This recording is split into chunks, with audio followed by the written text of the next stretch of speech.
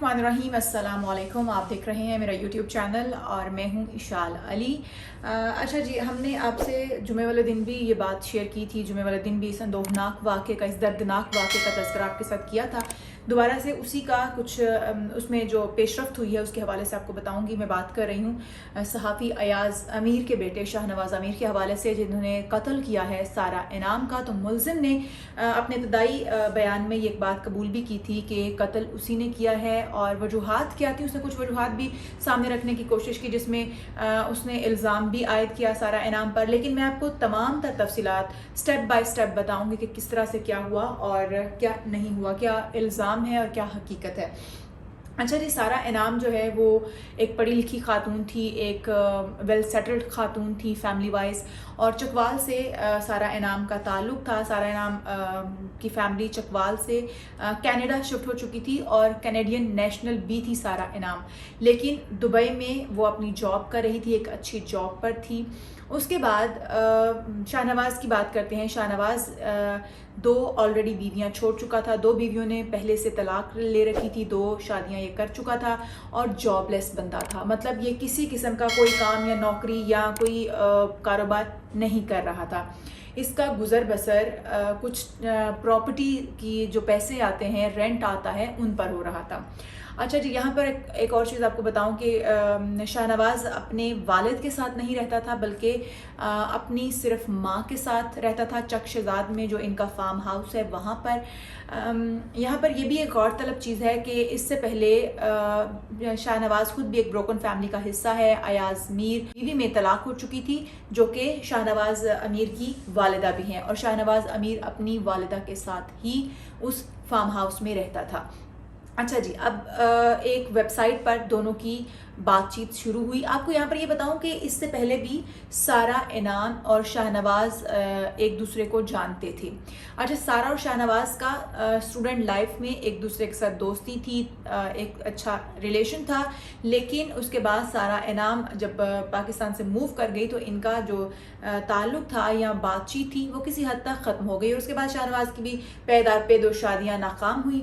सारा इनाम 37 साला खातून थी और शाहनवाज़ की भी उम्र 37 साल ही थी तकरीबन। सारा की अभी तक शादी नहीं हुई थी, लेकिन एक कामयाब ज़िंदगी वो जी रही थी, एक अच्छी जॉब पर वो थी, एक अच्छी अर्निंग वो ले रही थी, उन्हें रुपए पैसे की कमी नहीं थी। इस वजह से उन्होंने शादी नहीं की थी। अच्छा जी, एक सोशल मीडिया वेबसाइट पर दोनों की बातचीत दोबारा से शुरू हुई। दोनों एक दूसरे के करीब आए। वो बातचीत दोस्ती में बदली, दोस्ती मोहब्बत में बदली और मोहब्बत शादी में बदल गई। और अब ये शादी का इख्तिताम मौत की सूरत में सारा इनाम को मिला, ये सब आप जानते हैं। अच्छा जी, सारा कुछ 11 दिन पहले तकरीबन मुख्तलिफ आरा थी कि वो उसी दिन, क्योंकि बयान में यही कहा था शाहनवाज़ ने कि वो उसी रात एक दिन पहले वो जुमेरात के दिन वापस पहुंची थी, और जुमे वाले दिन हमारे दरमियान तकरार के बाद मुझसे कत्ल हो गया। लेकिन यहाँ पे आपको बताऊं कि वो 11 दिन तकरीबन पहले वापस इस्लामाबाद पहुंची थी और अपने शौहर के साथ, शाहनवाज़ के साथ, वहाँ पर उसी घर में, उसी फार्म हाउस पर मुकीम थी जिस फार्म हाउस पर शाहनवाज़ अपनी वालिदा के साथ रहता था, और ये फार्म हाउस चक शहजाद में है। अच्छा, एक और चीज़ यहाँ पर आपको बताऊं कि सारा ने आने के बाद एक दिन के बाद वहाँ पर गाड़ी ख़रीदी है इस्लामाबाद में, और ये गाड़ी उसने ख़रीदी है अगर तो वो रहना चाहती थी, वो घर बसाना चाहती थी। अगर वो कुछ दिनों के लिए आई थी तो उसे गाड़ी ख़रीदने की ज़रूरत नहीं थी। अच्छा, एक और पॉइंट भी है यहाँ पर, एक और चीज़ भी सामने आई है। सारा के दोस्त जो इर्द गिर्द से सामने आए हैं, चचा सामने आए हैं, उन्होंने ये कहा कि सारा ने ये शादी जो है वो अपनी फैमिली से छुपा कर रखी थी। ये इस शादी का उसकी फैमिली को नहीं पता था। कुछ दिन पहले जब ये लड़ाई झगड़े सारा के यहाँ आने के बाद शुरू हुए हैं, तो तब उसके वालिदैन को, उसकी फैमिली को इस शादी के हवाले से पता चला है। एक तो ये चीज़ होगी कि वालिदैन इस रिश्ते से ही लाताल्लुक़ थे, उन्हें पता नहीं था कि सारा इस तरह से शादी कर चुकी है। अच्छा जी, सारा जब पाकिस्तान आती है तो पाकिस्तान आने के बाद सारा जो है वो शाहनवाज़ के साथ, शाहनवाज़ अमीर के साथ रहती है। گاڑی خریدتی ہے، اس کے ساتھ اس کا تعلق کیسا ہے یہ تو ظاہر ہے انعام سارا انعام خود بتا سکتی تھی، یا پھر ان کے دوست احباب جو انہیں بہت کلوزلی جانتے تھے جن کے ساتھ وہ شیئر کرتی تھی وہی بتا سکتے ہیں۔ لیکن جو شاہ نواز امیر کا بیان سامنے آیا، شاہ نواز امیر یہ کہتا ہے کہ اس کو شک تھا کہ اس کی بیوی کا کسی کے ساتھ تعلق ہے، پھر اس نے شاہ نواز نے سارا سے اس بارے میں باز پرس کی، جبکہ سارا نے اسے مطمئن کر دیا کہ اس کا کسی کے ساتھ کوئی تعلق نہیں ہے۔ یہاں پر ایک چیز جواب طلب ہے کہ اگر سارا کا کسی اور کے ساتھ افیئر تھا، سارا کسی اور میں انوالو تھی، تو سارا کو پاکستان آنے کی ضرورت نہیں تھی۔ نہ تو شاہ نواز کوئی بہت زیادہ اچھا بزنس چلا رہا تھا، کوئی اچھی جاب کر رہا تھا، اس کے ایکسپینس پورے کر رہا تھا، بلکہ یہ بھی کہا جا رہا ہے کہ سارا سے پیسے بھی منگواتا تھا۔ شاہ نواز سارا سے مسلسل بہانے سے پیسے بھی منگواتا تھا۔ اس کی وجہ یہ بھی ہو سکتی ہے کیونکہ شاہ نواز خود سے کام نہیں کرتا تھا۔ یہاں پر آپ کو بتاؤں کہ شاہ نواز کے اوپر پہلی بیگمات کی طرف سے بھی الزام عائد کیا گیا، جنہوں نے دونوں نے طلاق لے لی تھی۔ ان کا بھی موقف یہی ہے کہ یہ ڈرگز لیتا تھا، یہ نشے کا عادی تھا، اور یہ ہمیں مار پیٹ بھی کرتا تھا اور ہم سے پیسے بھی مانگتا تھا، اور یہی تمام سینیریو جو ہے وہ سارا انعام کے کیس میں بھی ہمیں نظر آتا ہے۔ اچھا جی، جھگڑے کی وجوہات کیا بنی؟ آپ کو شاہ نواز کا موقف ہم نے بتایا تھا۔ شاہ نواز کا موقف جو پولیس کو اس نے بیان دیا، اس میں اس نے کہا کہ مجھے ایسا لگتا تھا کہ سارا انعام ایک غیر ملکی ایجنٹ ہے اور میری جان لینا چاہتی ہے۔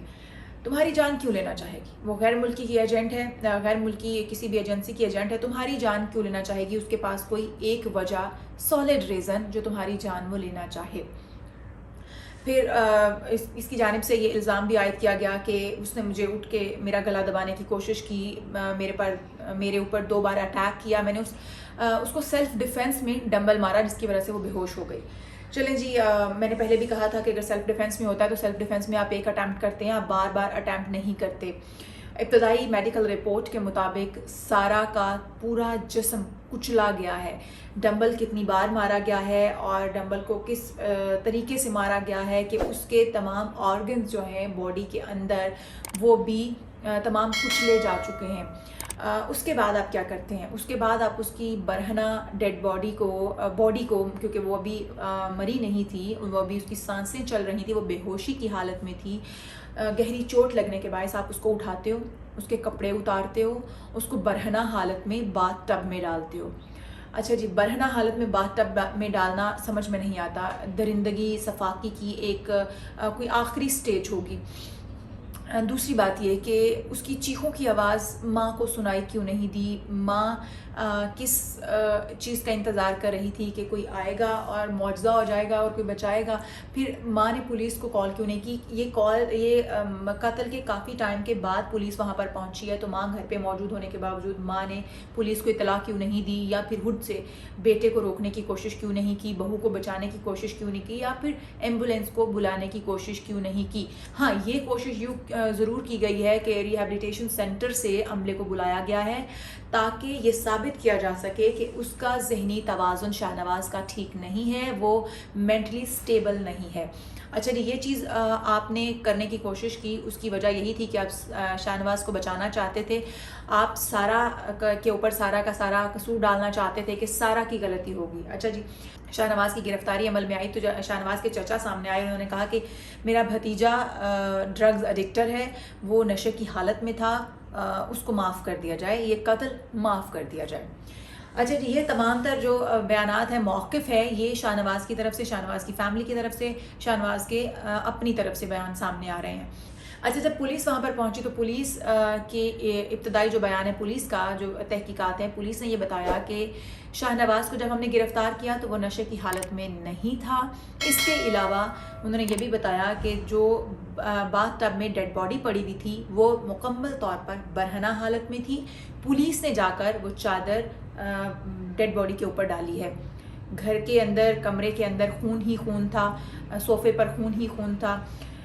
والدہ وہاں پر موجود تھی شاہ نواز کی والدہ نے اتنی زحمت کیوں نہ کی کہ ایک گھر کی بیٹی، بہو، اس کے اوپر جب پولیس کو بلوایا گیا ہے یا پولیس آ گئی ہے تو اس کے اوپر ایٹ لیسٹ چادر ڈال دی جائے۔ آپ نے تمام تر شواہد کو مٹانے کی کوشش کی ہے، آپ نے تمام تر وہاں پر چیزیں چھپانے کی کوشش کی ہے، ریہیبلیٹیشن سینٹر سے عملے کو بلا کر آپ نے شاہ نواز کو بچانے کی کوشش کی ہے، لیکن آپ نے ایک کوشش بھی نہیں کی کہ سارہ کو بچا لیا جائے۔ اچھا جی، سارہ کی کوئی غلطی نہیں تھی، سارہ ایک بڑی سلجھی ہوئی خاتون تھی، سارہ ایک پڑھی لکھی خاتون تھی، ایک اچھی پوسٹ پر تھی، ہم بار بار بتاتے ہیں کہ وہ ایک اچھی فیملی سے بیلانگ کرتی تھی، لیکن سارہ کی غلطی صرف اتنی تھی کہ وہ انسانوں کی پرکھ نہیں جانتی تھی۔ سوشل میڈیا ویب سائٹ پر دوستی کے بعد شادی کر لی، لیکن جاننے اور پرکھنے کی کوشش نہیں کی۔ اچھا یہ بھی بتائیں کہ شادی کے حوالے سے بھی خبر سامنے آئی ہے کہ یہ شادی چکوال میں ہوئی تھی اور کسی دوست کے ہاں ہوئی تھی۔ اچھا یہاں پر ایاز میر صاحب کا بھی ایک بیان سامنے آیا۔ ایاز صاحب یہ کہتے نظر آئے ہیں اپنے بیٹے کے حوالے سے کہ سارہ کو پہلے سے پتا تھا کہ شاہ نواز ڈرگز ایڈکٹر ہے، وہ ڈرگز لیتا ہے۔ اچھا اگر سارہ کو پہلے سے پتا ہوتا تو سارہ شاید یہ شادی نہ کرتی، کیونکہ وہ بہت ہی سلجھی ہوئی اور بردبار خاتون تھی۔ میں نہیں سمجھتی کہ کوئی بھی عورت اتنی سمجھدار ہونے کے بعد کوئی ایسا سٹیپ لے سکتی ہے۔ شاہ نواز امیر نے جو ایک بات اور سارہ سے چھپا رکھی تھی وہ ہے اپنی پہلی 2 شادیاں۔ سارہ کے دوست بھی یہی بتاتے ہیں کہ سارہ کو نہیں پتا تھا کہ شاہ نواز پہلے 2 بیویوں کو طلاق دے چکا ہے، پہلی 2 بیویاں اس کو چھوڑ کے جا چکی ہیں، یہ 2 بار شادی کر چکا ہے۔ ایسا کچھ بھی سارہ انعام کو نہیں پتا تھا۔ سارہ کے اور شاہ نواز کے درمیان جھگڑے کی بیسک وجہ بھی یہی تھی۔ جب سارہ کو یہ پتا چلا کہ پہلے سے 2 شادیاں چھوڑ چکا ہے تو ان کا جھگڑا سٹارٹ ہوا۔ اس کے بعد سارہ نے یہاں آنے کے بعد فوراً ہی ایک گاڑی خریدی تھی، جو کہ گاڑی بھی شاہ نواز نے اپنے نام پر لگوا لی تھی۔ شاہ نواز سے وہ گاڑی واپس سارہ اپنے نام کروانا چاہتی تھی، یہ بھی ایک تنازع تھا۔ اس کے علاوہ بہت بار شاہ نواز نے سارہ سے پیسے منگوائے تھے اور شاہ نواز سے پیسے واپس مانگنے کا تقاضا بھی تھا سارہ کا، کیونکہ سارہ جان چکی تھی کہ شاہ نواز کیسا انسان ہے۔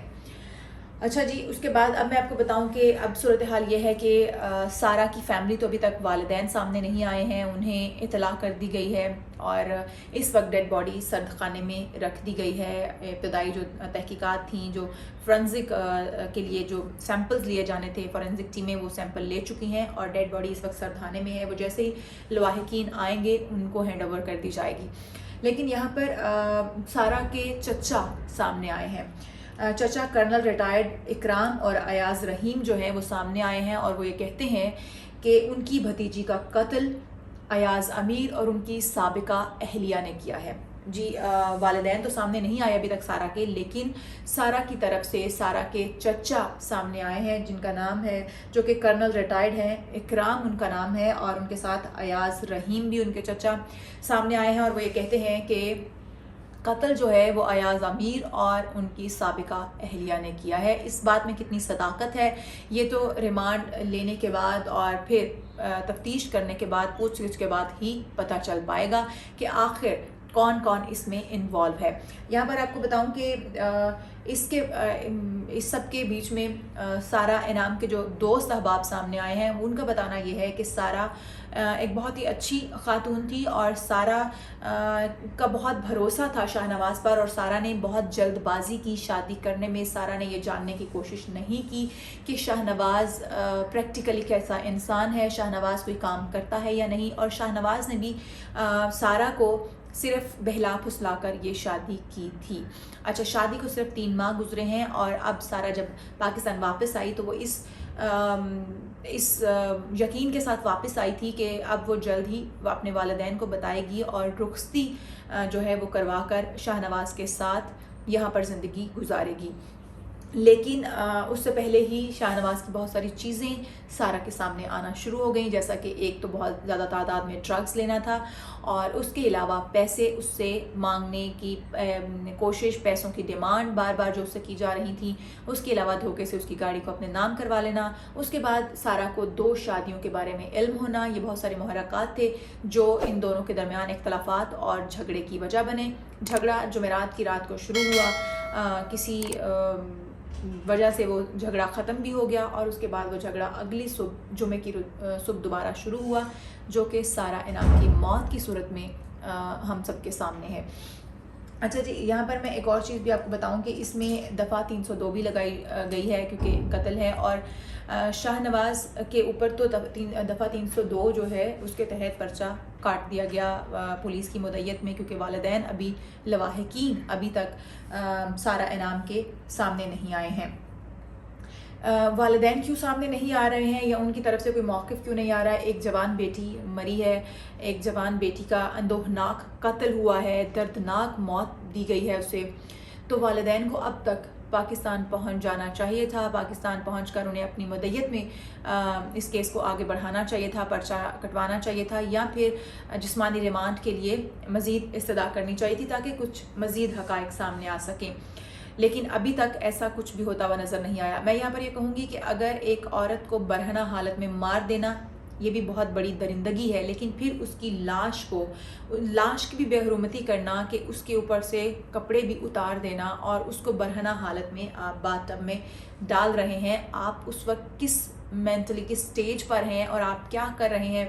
میں یہ کہہ سکتی ہوں دعوے کے ساتھ کہ آپ اس وقت نشے میں ہو سکتے ہیں، کیونکہ کوئی بھی سینسیبل انسان، کوئی بھی ہوش و حواس میں بیٹھا انسان غصے میں قتل تو کر سکتا ہے، لیکن پھر درندگی یہاں تک کہ اس کے آرگنز کو، تمام آرگنز کو کچل دینا، اتنا مارنا، تشدد کرنا، سارہ کے جسم پر ناخنوں کے نشان بھی ملے ہیں، ہاتھا پائی کے نشانات بھی ملے ہیں، اس کے تمام آرگنز کو کچلا گیا ہے، پھر اس کو برہنہ حالت میں باتھ ٹب میں ڈال دیا گیا ہے۔ تو میں یہ سمجھتی ہوں کہ اس معاملے کی تحقیقات ہونی چاہیے۔ اس سے پہلے بھی اس طرح کا ایک واقعہ پیش آیا اسلام آباد میں ہی، ابھی اس چیز سے اسلام آباد اس خوفناک واقعے کے اس خوف سے باہر نکلی نہیں تھی کہ اب یہ دوسرا واقعہ پیش آیا ہے۔